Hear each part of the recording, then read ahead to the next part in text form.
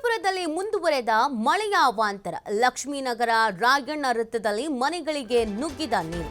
20ಕ್ಕೂ ಅಧಿಕ ಮನೆಗೆ ನುಗ್ಗಿದ ಮಳೆಯ ನೀರು. ಮನೆಯಲ್ಲಿದ್ದಂತ ದವಸ ಧಾನ್ಯಗಳು ನೀರು ಪಾಲು. ಹೃದಯ ಮನೆಗೆ ನುಗ್ಗಿದ ಮಳೆ ನೀರು. ವೃದ್ಧೆಯನ್ನ ಸುರಕ್ಷಿತ ಸ್ಥಳಕ್ಕೆ ಸ್ಥಳಾಂತರ ಮಾಡಲಾಗಿದೆ.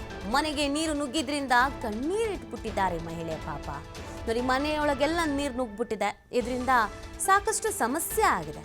ಇದು ವಿಜಯಪುರದಲ್ಲಿ ಮಳೆಯ ಅವಾಂತರ ಮುಂದುವರಿತಾ ಇರುವ ರೀತಿ. ಲಕ್ಷ್ಮೀನಗರ ರಾಯಣ್ಣ ವೃತ್ತದಲ್ಲಿ ಮನೆಗಳಿಗೇನೆ ನೀರು ನುಗ್ಗಿಬಿಟ್ಟಿದೆ. ಸುಮಾರು 20ಕ್ಕೂ ಅಧಿಕ ಮನೆಗಳಲ್ಲಿ ಇದೇ ಥರದೊಂದು ಪರಿಸ್ಥಿತಿ ಇದೆ. ಮನೆಯಲ್ಲಿದ್ದಂಥ ದವಸ ಧಾನ್ಯ ಎಲ್ಲ ನೀರು ಪಾಲಾಗ್ಬಿಟ್ಟಿದೆ. ವೃದ್ಧೆಯ ಮನೆಗೆ ಮಳೆ ನೀರು ನುಗ್ಗಿದ್ರಿಂದ ವೃದ್ಧೆ ಕಂಗಾಲಾಗ್ಬಿಟ್ಟಿದ್ದಾರೆ. ಇದೀಗ ಅವರನ್ನ ಬೇರೆ ಕಡೆಗೆ ಸ್ಥಳಾಂತರ ಮಾಡಲಾಗಿದೆ.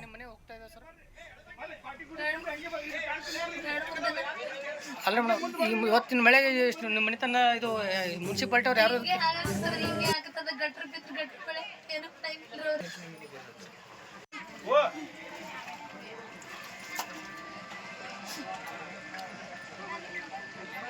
ಅಕ್ಕ ಎಷ್ಟು ದಿನ ಮಳೆ ನೀರು ನಿಮ್ಮ ಮನೆ ಹೋಗ್ತಾ ಇದೆ ಸರ್?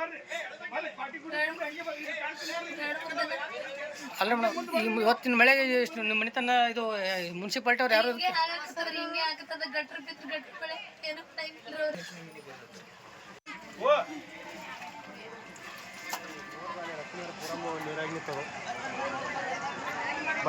ಎಷ್ಟು ದಿನ ಮಳೆ ನೀರು ನಿಮ್ಮ ಮನೆ ಪೂರ ಹೋಗ್ತೇವೆ ಒಂದೇ ಒಳಗೆ ಮಳೆ ಬಿಟ್ಟಾರ. ಹುಡುಗರು ಗಾಬರಿಗ್ಯಾವ. ನಾವು ಮನೆಯಾಗಿಲ್ಲ, ನಾವು ಕೆಲ್ಸಕ್ಕೆ ಹೋಗ್ಯಾವಿ. ದೊಡ್ಡವ್ರು ಯಾರು ಇಲ್ಲ, ಆಯ್ ಹುಡುಗರು ಈಗ ಎಲ್ಲರೂ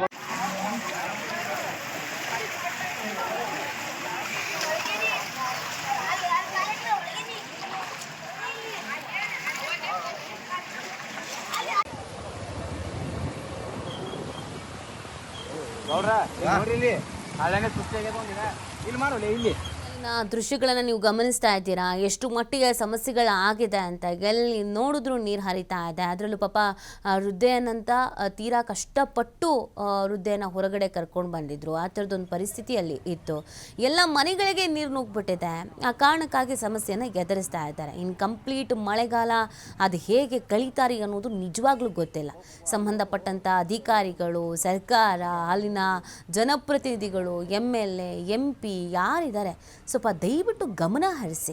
ನಿಮ್ಮವರು ಕಷ್ಟದಲ್ಲಿದ್ದಾರೆ. ನಿಮ್ಮೂರಿನ ಜನ, ನಿಮಗೆ ಓಟ್ ಹಾಕಿದ ಜನ ಇಡೀ ಮಳೆಗಾಲನ ಹೆಂಗೆ ಕಳಿಬೋದು ಇವರು ಯೋಚನೆ ಮಾಡಬೇಕಾಗತ್ತೆ. ವೈಜ್ಞಾನಿಕವಾಗಿ ಎಲ್ಲವೂ ನಡೆದಿದ್ರೆ ನೀರು ಎಲ್ಲಿ ಹರಿದು ಹೋಗಬೇಕು, ಕಾಲುವೆ ಎಲ್ಲಿ ಇರಬೇಕು, ಚರಂಡಿ ಎಲ್ಲಿ ಇರಬೇಕು, ಎಲ್ಲವೂ ಅಲ್ಲೇ ಇದ್ದಿದ್ರೆ ಯಾವುದು ಸಮಸ್ಯೆ ಆಗ್ತಿರ್ಲಿಲ್ಲ. ಆದರೆ ವೈಜ್ಞಾನಿಕವಾಗಿ ಏನೂ ನಡೆಯದೆ ಅವೈಜ್ಞಾನಿಕವಾಗಿ ಎಲ್ಲ ನಡೆದಾಗ ಈ ಥರದ ಪರಿಸ್ಥಿತಿಗಳು ನಿರ್ಮಾಣ ಆಗತ್ತೆ. ಒಂದಿಡೀ ಮಳೆಗಾಲ ಒಂದಿಡೀ ಕುಟುಂಬದ ಜೀವನವನ್ನೇ ಹಾಳು ಮಾಡಿಬಿಡುತ್ತೆ ಅಂತಂದರೆ, ಎಲ್ಲ ಮಳೆ ನೀರಲ್ಲಿ ತೊಳ್ಕೊಂಡು ಹೋಗ್ಬಿಡುತ್ತೆ. ಹೊಸದಾಗಿ ಬದುಕು ಕಟ್ಕೊಳ್ಬೇಕು ಅಂತಂದರೆ ಪಾಪ ಎಲ್ಲಿಗೆ ಹೋಗ್ತಾರೆ, ಏನು ಮಾಡ್ತಾರೆ? ಮಳೆಗಾಲಕ್ಕಿಂತ ಮುಂಚಿತವಾಗಿ ಇದನ್ನೆಲ್ಲ ನೋಡ್ಕೊಳ್ಬೇಕಾಗಿರೋದು ಜಿಲ್ಲಾಡಳಿತ, ಅಲ್ಲಿನ ಪುರಸಭೆಗಳು.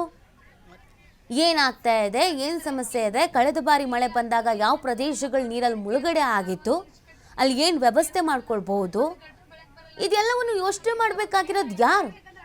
ಏನು ಕೆಲಸ ಮಾಡ್ತೀರಾ ನೀವುಗಳು? ಮಳೆಗಾಲ ಬಂದಾಗ ಪಾಪ ಇಂಥ ಒಂದಷ್ಟು ಮಂದಿ ಕಣ್ಣೀರು ಹಾಕೋದನ್ನು ನೋಡ್ತೀವಿ. ಅದನ್ನು ಹೊರತುಪಡಿಸಿದ್ರೆ ಇನ್ನೇನಾಗತ್ತೆ? ಮನೇಲಿರೋ ದವಸ ಧಾನ್ಯ, ಪಾತ್ರೆ, ಬಟ್ಟೆ, ಮಕ್ಕಳು ಮನೆಯಲ್ಲಿದ್ದಾಗ ಅವರ ಎಜುಕೇಷನಿಗೆ ಸಂಬಂಧಪಟ್ಟಂಥ ಪುಸ್ತಕ ಪ್ರತಿ ಒಂದು ನೀರಲ್ಲಿ ಕೊಚ್ಕೊಂಡು ಹೋಗುತ್ತೆ. ಆ ಸಂಸಾರ ಮತ್ತು ಹೊಸದಾಗಿ ಸಂಸಾರ ನಡೆಸೋದಿದೆಯಲ್ಲ, ಅದು ಬಡವರಿಗೆ, ಮಧ್ಯಮ ವರ್ಗದವರಿಗೆ ಎಷ್ಟರ ಮಟ್ಟಿಗೆ ಕಷ್ಟ ಆಗ್ಬೋದು, ಎಷ್ಟರ ಮಟ್ಟಿಗೆ ಸಮಸ್ಯೆ ಆಗ್ಬೋದು ಯೋಚಿಸ್ಬೇಕಲ್ಲ. ಎಲ್ಲಿ ಹೋದ್ರು ಜನಪ್ರತಿನಿಧಿಗಳು? ಮನೇಲಿ ಬೆಚ್ಚಗೆ ಮಲ್ಕೊಂಡಿದ್ದೀರಾ? ಹೋಗಿ ನಿಮಗೆ ಮತ ಹಾಕಿರುವಂಥ ಜನರು ಏನು ಸಮಸ್ಯೆಲಿದ್ದಾರೆ, ಏನು ಪರಿಹಾರ ಮಾಡ್ಬೋದು ನೋಡಿ, ಮಾತಾಡಿ, ಸಂಬಂಧಪಟ್ಟಂಥ ಅಧಿಕಾರಿಗಳನ್ನು ಕರ್ಕೊಂಡು ಹೋಗಿ.